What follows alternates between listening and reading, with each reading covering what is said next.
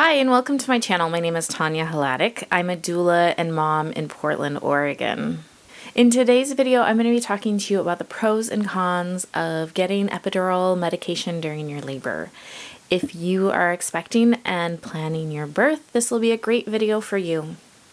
So to start out, let's talk about the pros of getting an epidural while you're in labor. First off, of course, it's that it makes you feel less pain in labor, and that can be helpful if feeling the pains of labor is either something you don't want to feel or something that reaches a point of being unbearable for you. The place that I see epidurals be the most helpful is during particularly long labors when the mom is exhausted and she's no longer coping super well with her contractions. There may have even been a stall in labor dilation. And sometimes the epidural can actually be kind of magic in that if the stall was due to her having a hard time relaxing because of some kind of internal tension, sometimes an epidural actually really helps. There can be a point where the sensations of labor go from being tolerable to suddenly being really unbearable, where they teeter into the territory of suffering. And in those cases, epidural is a really great medication because it allows that person to rest and gather some strength and have the energy to make it to the pushing phase and hopefully push their baby out vaginally. Sometimes that rest sometimes being able to rest when labor has been really exhausting can really help that person. Another pro of epidural medication is that generally it's pretty safe for mom and baby. There's been a lot of research around it. It's been used for 30 plus years. And so we know how people are affected by it. And the statistics overall around epidurals are pretty good. Another benefit in comparison with some of the other pain relieving medication available for labor like narcotics or nitrous oxide is that the laboring person is able to stay really alert. It doesn't cause that drowsiness that fentanyl can, and it doesn't, and similarly with nitrous oxide. It's overall, because it is anesthesia versus pain drugs or narcotics, it's more of a numbing. It's the similar medication to when you go to the dentist and what they use for dental treatments. And so it creates that numbing versus creating drowsiness within the body. Another pro of epidurals is just that we have that option. And when used because it's your choice or because it's really just the next best thing in your labor, then it can be a really helpful tool in labor. And now I'm going to dive into the cons of using an epidural for your labor. A lot of them have to do with just the fact that it is a medical intervention and a medical procedure, and therefore there's always going to be some amount of risk. Those risks are pretty minimal, and the more serious side effects are pretty rare, but it's worth just knowing that and considering that when you're going into your birth. Do the benefits of having an epidural outweigh the risks for you?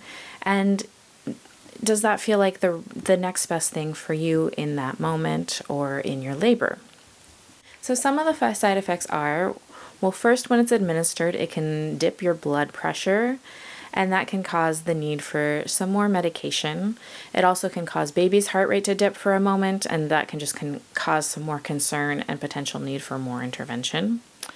There is an increased risk in developing a fever in labor, and because that fever can't be differentiated from a fever that one is getting from an infection, the hospital will administer antibiotics if a fever develops.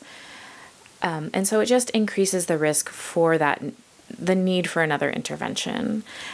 And in that vein, one of the biggest cons of an epidural is just that it increases the risk of other interventions, because once you introduce one, sometimes more end up happening.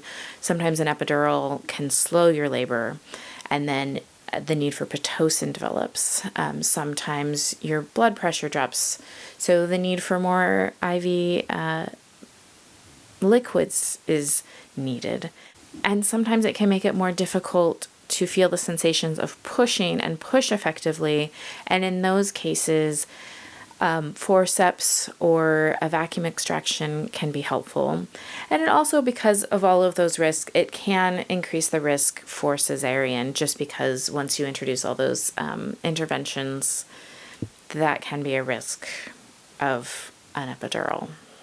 Some of the other side effects that can happen are postpartum. Some women develop a spinal headache or back pain, although those are more rare. They do happen though, so it's just good to know about.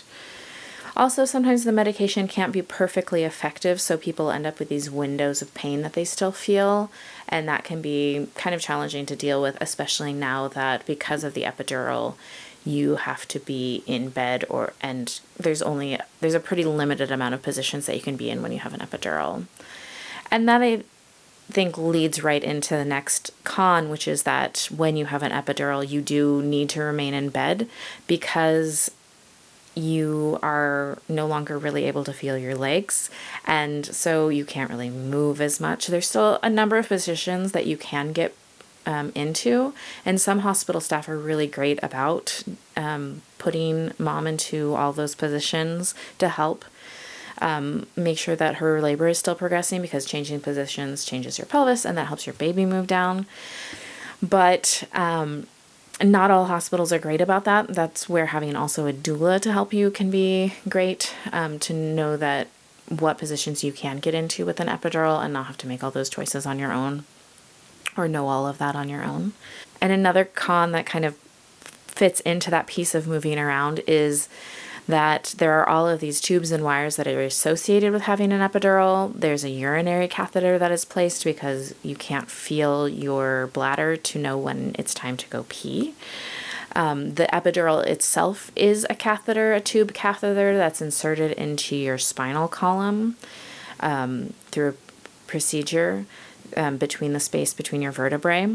And so that is usually strapped over your shoulder, and you have to be careful of that when you move. Usually you have a blood pressure cuff on, and that stays on.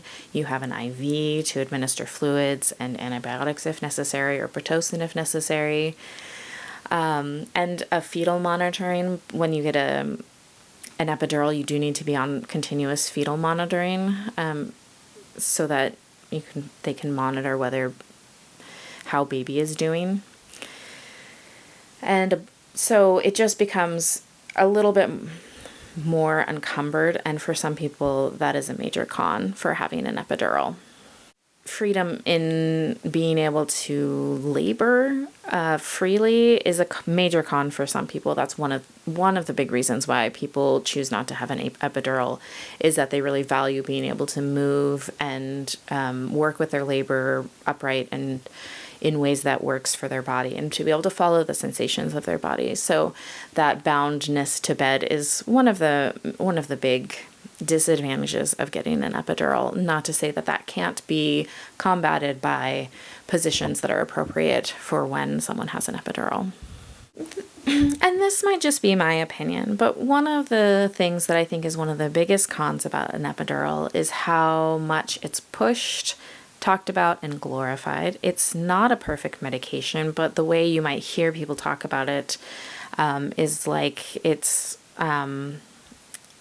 that it's just this fantastic medication, which it is in many ways. It's a really great tool, but that doesn't mean that it's the right tool for everyone. And as a doula and childbirth educator, my wish for every birthing mama is that they really figure out for themselves what feels right for them and make the choices for them and their family and their baby that are best for them. And deep down in your heart, if you want to try to labor without any pain medication and have a natural birth, then really building those resources to support yourself is really important, and to understand that an epidural is helpful at times, but it's not the only option for pain relief. I'm going to be making a video with resources on how to cope with labor pain free from medication.